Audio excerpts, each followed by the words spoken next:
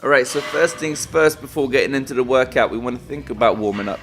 Nothing crazy, anywhere from 5 to 10 minutes, just like jogging on the treadmill. I mean, we can also pick up the pace. I like to pick up the pace because it gets the blood flowing, gets the heart pumping, gets you nice and warm. And then when you're feeling good and ready, then we're going to start slowing down. And we're going to take it over to the first exercise, which is going to be the bench press. Nice and simple.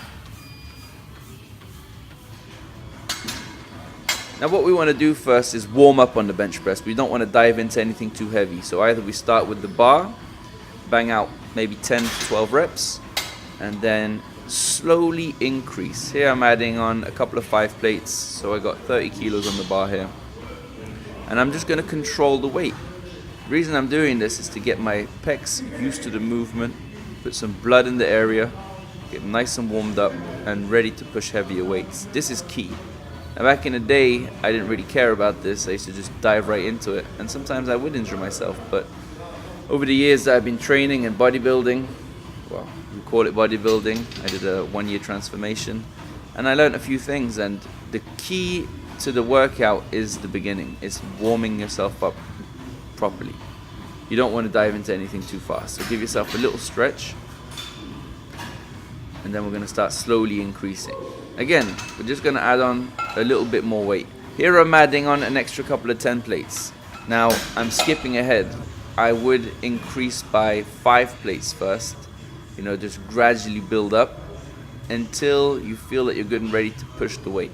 There's nothing worse than a chest injury, trust me. So here I got 50 kilos on the bar. Just controlling it. That's the key, right? Control all the way. I'm not dropping the weight fast down to my chest. I'm just taking my time. And this is good because you're putting more tension on the muscle, and that's exactly what stimulates muscle growth. So once that's done, we're going to hop into something a little heavier now. I'm going to straight up put on 80 kilos on the bar. So I got 3 plates of 10 on one side and 3 plates of 10 on the other side, plus the bar. 20 kilos, that's 80 kilos. And this was at a time where I was actually pushing quite a lot. I think I was maxing out 1 rep just shy of 100 kilos, so that wasn't too bad. And here, what we want to do is go for 8 to 10 reps. That's the rep range that we're going for. It's quite tough. If the weight is a little bit too heavy, drop it. Don't be afraid. Ask for a spotter as well, that's important. But the thing is here, look at me, I'm struggling. And that's what you want. You want to be struggling. You want to be putting yourself under pressure. You want to be putting tension on that muscle. You don't want it to be too easy, because if it's too easy, then nothing grows. Okay, exercise 2. So we're going to start very heavy. We're only going for anywhere from 3 to 5 reps. That's all we're going for. So you have to find out what your rep range is. How much weight you got to put on the bar in order to be able to perform 3 to 5 reps. You know, max out at 3 reps. Look at that, I'm struggling. That's why it's good to be on the Smith machine, because you've got that safety. You can't afford not to be able to push the bar and still be safe in terms of locking it in. So you're not dropping it on your chest and just literally killing yourself basically. Okay, so I dropped the weight by 10 kilos. I removed 5 plates on either side, and then we're going here for 2 extra reps on the previous reps. So if I did 3 reps, I'm going to do 5 reps now. If I did 4 reps, I'd do 6. If I did 5 reps, I'd do 7. You get the picture.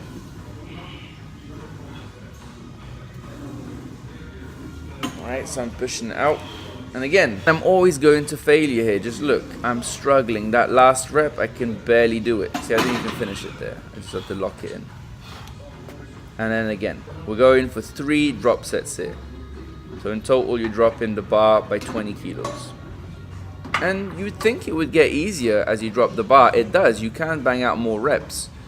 But trust me, it burns just as much as the first set. It's crazy.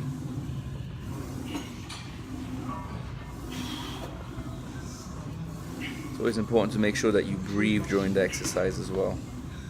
Breathing is key. There are multiple theories on breathing. Some people say that when you push, you shouldn't be exhaling, but you should just be blocking your breath, pushing it out, and exhaling right there. That's where you exhale. That's what they say. Others say that you should be exhaling as you're pushing. I would say I'm not an expert. I've heard all types of stuff. What I would say is see what works for you, and whatever you feel is the best for you, which allows you to push more, do that. Now the third exercise is the lat pullover.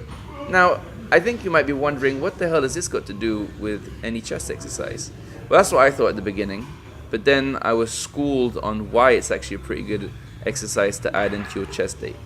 Because the reason is, what we're doing here is we're thickening and widening our back. So the fact that we're widening our back helps to control the weight when we're doing the bench press. We got more mass to control the descent and the push of that weight. That's one. And the second thing is, if you look at how I'm doing the pullovers here, I'm not exactly going really fast. I'm going slow and controlled, and I'm stopping, holding for just a fraction of a second, maybe 1 or 2 seconds right here. When I've reached the bottom of the pull, I pause and then I go back slowly. That's what you want to be doing. We really want to avoid any kind of fast movements. The only time you would want to go fast probably is when you're pulling the weight towards your stomach. But apart from that, make it nice and controlled. The third exercise here is the standard dumbbell bench press. I love this one because even if you push too hard and the weights are too heavy, you can just drop the weights on the floor. You haven't got a bar coming crushing down on you, making you look like an idiot in front of everyone in the gym. Here you can just drop the weight and act like nothing happened. And again, I'm going to failure. I'm aiming for 8 reps. If I do 6, it doesn't matter, it's good. Anywhere from 6 to 8 reps is amazing. But 8 reps is the goal. I think I managed to get 7 reps out here, and then I go for 8 and I get halfway. I just can't push it.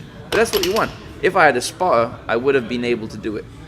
But again, always go to failure. That's where the muscle grows. That's where you get the best results.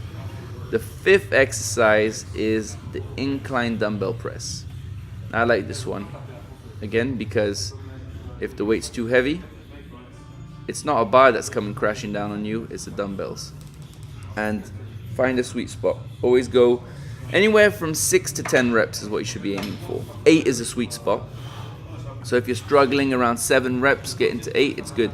If you can push the weight too much, if you can do 12, 14 reps, the weight's too light, so you want to drop it.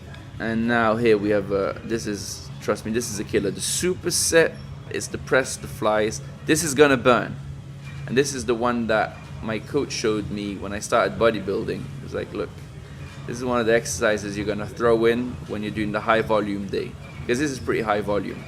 I think here I'm doing 10 presses to 10 flies. But back in the day I was doing 15 presses to 15 flies. Again, it all depends on the weight. I think the weight that I have here, I'm pushing maybe 22 kilos, something along those lines. Then I drop the weight and I pick up some 16s, 16 kilogram dumbbells, and this is what I'm going to do the flies with. Now here you can imagine my chest is already quite sore, it's quite tired. The lactic acid has been pumped into it, so it's burning. And here I'm just really trying to control it. It's quite difficult, focus on form. My form is alright here, it's not the best, could probably be better. But again, you're going to try and control. And it's the descent here. When you feel the stretch in your chest and your pecs, that's when you've gone far enough. Then you squeeze your chest together and bring the weights back up. That's how you do it. Okay, next exercise is this, your standard dumbbell flies.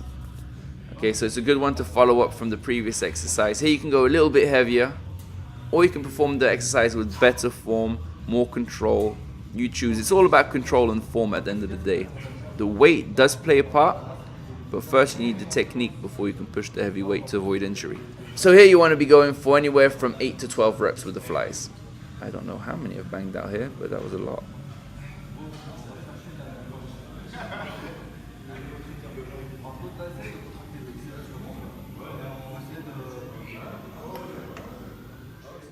Okay, this is the super flies. Bent to erect. Now you guys, we're not talking about dicks here, no. We're talking about this being the bent over flies right there. Controlled. We're going for 10 repetitions. You want it to be quite heavy. You want to be struggling towards the end. And the way you want to do this is you want to take one big step forward. You want to have a good stable base, and then you want to lean over and you want to just pretend like you're hugging a tree. That's how you want to be doing it. Look at my arms, how they are. I'm looking like I'm hugging something. And you want to hold at the end of the rep. Hold it a little bit and go back. And now I drop the weight to a weight that's more manageable, because this exercise right here, the erect flies, this is really hard. It's some sort of gymnast thing on the rings. If you look at people who do the rings, the way they put themselves up sometimes is they can actually just do this movement and find themselves literally with their waist above the rings. It's quite impressive. But this does target the side of your pec, and I think it hits some lats at the same time, so it's a good one to throw in.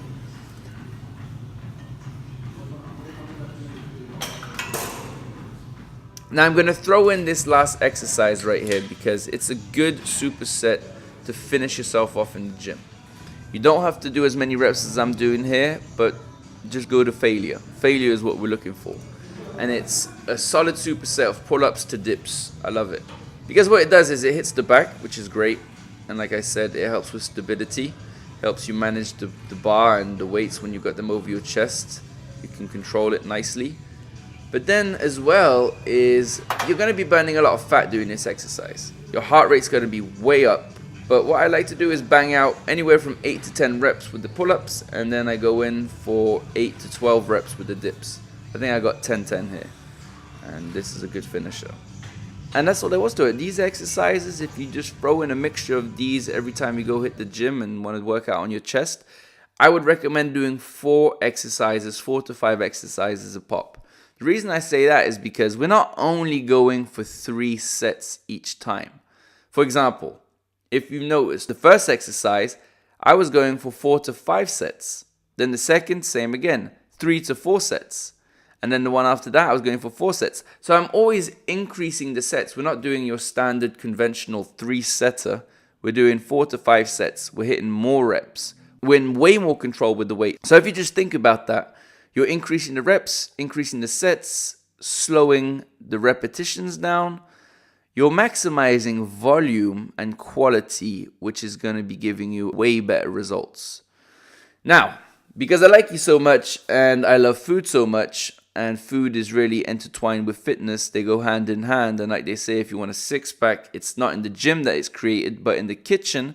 I'm going to give you a quick recipe on how to make a nice loaf of bread, very healthy bread. It's not going to be white flour, it's going to be a special recipe that I learned from my mother, and she's Northern Irish. This is a form of wheaten bread. It's very healthy, very tasty, and after the gym, you cut yourself a few slices of this, put some peanut butter jelly on it, or you just make yourself a whole bunch of eggs and stick them on it. You can have it in many different ways, but we all love bread. This is a good approach. So let's dive right into it. Take a bowl and add in 2.5 cups of whole flour. Then add in half a cup of oats. Add in a pinch of salt, sugar, bicarbonate of soda. Now you want to mix the dry ingredients up nicely. And then we're going to go in with our buttermilk.